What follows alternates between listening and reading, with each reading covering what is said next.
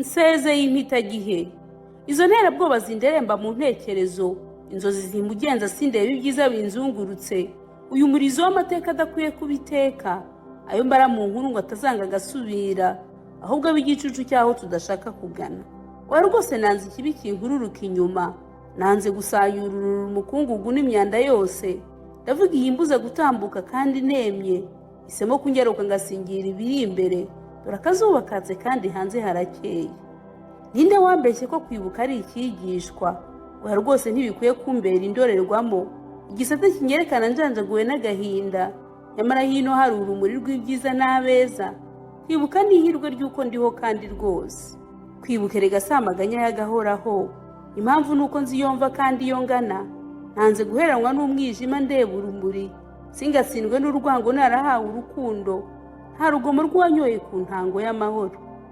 Nk'ubwo koko kucyo ntota ngo nimike urwango, erega burya rero ikibi kiruta ibindi ni urugomo.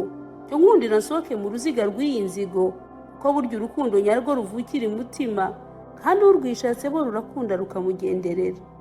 Bati iyo ndirimbo y'amahoro ni ubupfayongo, ngo ni ukwirengagiza ndetse kandi kutazirikana. Abandi bati havuda kerense agahinda kacu, cyangwa hari ushaka ubutone kuri ba nyir'ijambo. Umunyamahoro bakanshinja kuba inkoma amashyi. Rwose sinshinyagura, ahubwo reka nkwibutse, ibuka unkundire wibuka utibagiwe n'intangiriro, zanduru yewe ndetse na za nyandiko na radiyo, indirimbo za gikubite ndetse n'izananga abantu. Nyamara bwakeye gikubitwa kandi abeza bicwa. Nk'ubwo koko nkwibutse iki waba waribagiwe? Wankundiye tukeyura urwijima hakaza umucyo, nyamara njye nasanze ibyiza n'abeza bahoraho. Niha amaso n'amatwi bakwereka ababi n'ibibi, erega ntiwakunda abo wanze gushima ubwiza.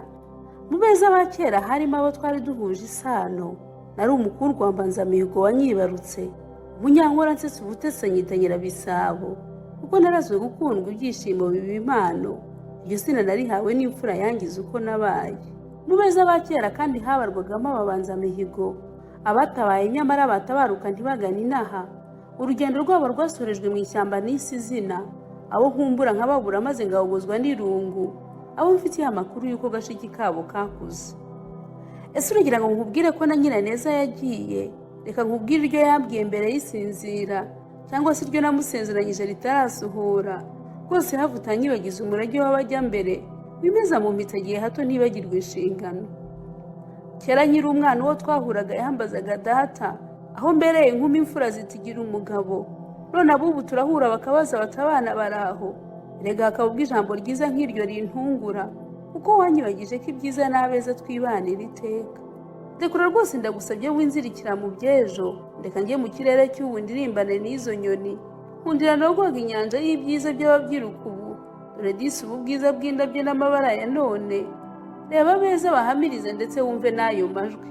Buryo wagize ati ibihe biha ibindi yari umuhanga, ibisharira n'ibiryohereye ndetse n'iby'urwunyunyu, umwijima n'urumuri bigahora bisimburana iteka, intege nke zikaba impamvu yo kwizihiza intsinzi, ibyiza n'ibibi byose bigahita bigeranwa n'impitagihe. Inkuru z'impitagihe umwaga rwazigize inshingano, ngo zitubere igicucu cy'ibyo dushaka gusiga inyuma. Ariko disi ikundira uwanezerewe yizihirwe n'indagihe, akunda akundwe kandi abane na bose mu mahoro. Inseko y'ibi igishushanyo cy'inzagihe izira urwango. Nibyo koko isano ntigira intangiriro cyangwa iherezo, abahuje isano bahora batyo n'ibihe bihaye ibindi, hakaba abasinzira ubudakanguka ndetse n'abavuka. Ariko burya umubano ukunze kuneshwa n'ibihe, hakaba ubwo n'abahuje isano bashoberwa n'ibyawo. Njye nasanze burya isano ari ingenzi kuko idakuka, ndetse rwose ikwiye kubahwa no kurindwa ubuhemu. Ariko umubano nyamara niyo mavuta dutera intege zo kubaho mu ndagihe kandi duhuje urugwiro n'abeza, abo dufatana urunana maze tugatera igana imbere. Muvandimwe nkunda nkundira nsezera impitagihe, ndeka nikundira ababyiruka ndetse abajya mbere. Wowe rwose winsubiza mu by'abasekuru n'abasekuruza, nyandikira amateka ariko rwose winsaba kuyaturamo, ndagana imbere kandi uhajya ntatera igana inyuma. Ariko niki kigutera kunsaba kwanga ababyiruka? Nk'ubwo kuki udashaka ko mbona ibyiza by'ubu, kandi rwose ari ibishushanyo icyizere cy'ejo hazaza.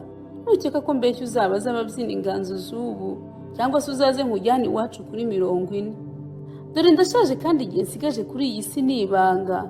Oya rwose sinifuza kuraga ababyiruka impitagihe, iyo nayo ibashyinguriye mu bitabo inkuru n'imivugo, ariko nkundira banyiga intambuko n'inseko by'ubu, nibansekera nzasinzire mfite icyizere cy'ahazaza.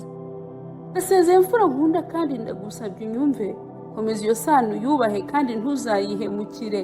Nkundira nsezere impitagiye nyisiga inyuma rwose, icyo ndambiwe ni ukuzenguruka uruziga rw'inzigo, ngiye kuririmbana n'inyoni kandi n'abeza bose. Nitwa Umwagarwa.